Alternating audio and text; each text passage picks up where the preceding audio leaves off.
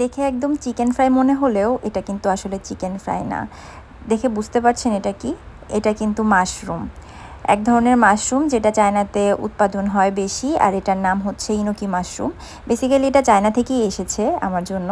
তো আজকে এটা দিয়ে কোনো একটা রেসিপি বানানোর ট্রাই করব।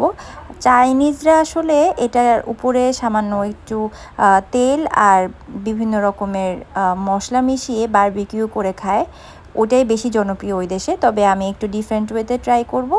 আমি যতটুকু পরিমাণ কর্নফ্লাওয়ার নিয়েছি ততটুকু ময়দা নিয়েছি, তার মধ্যে কিছু অরিগ্যানো, গোলমরিচের গুঁড়া আর লবণ, বেকিং সোডা আর সামান্য চিলি ফ্লেক্স দিয়ে এটাকে ভালো করে পানি দিয়ে গুলিয়ে নিব।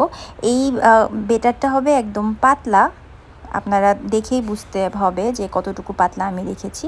আমি প্রথমে যতটুকু ময়দা যতটুকু কর্নফ্লাওয়ার দিয়েছিলাম ওই সমপরিমাণে পানি প্রথমে দিয়ে গুলিয়ে নিয়েছিলাম। তারপরে মনে হয়েছে আমার বেটারটা বেশি মানে শক্ত শক্ত হয়ে গিয়েছে, তখন আমি আরও পানি অ্যাড করে এটাকে আমি এই কনসিস্টেন্সিতে নিয়ে এসেছি। এটা দিয়ে আমি মর্নিং গ্লোরি বানাই। এই যে গোলাটা দেখতে পাচ্ছেন, মর্নিং গ্লোরি হচ্ছে কলমি শাকের একটা রেসিপি। কলমি শাক এই গোলায় ডুবিয়ে ভাজি করে খায়, ওইটা অনেক ক্রিস্পি হয়। ওই রেসিপিতেই আমি এই মাশরুমগুলো ভেজে নিচ্ছি।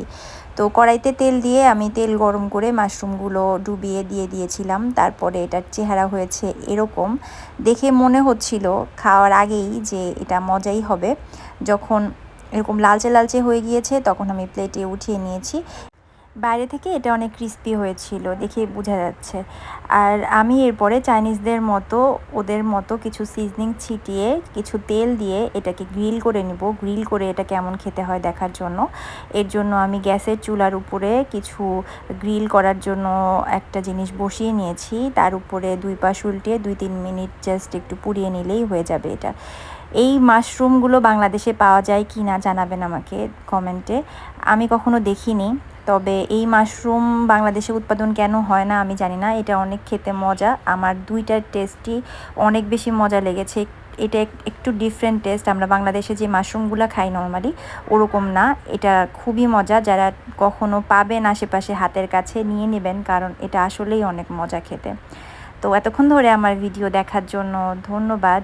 আর বেশি বেশি করে TFC তামাই ফুড কার্টের ফুড অর্ডার করবেন। টাটা।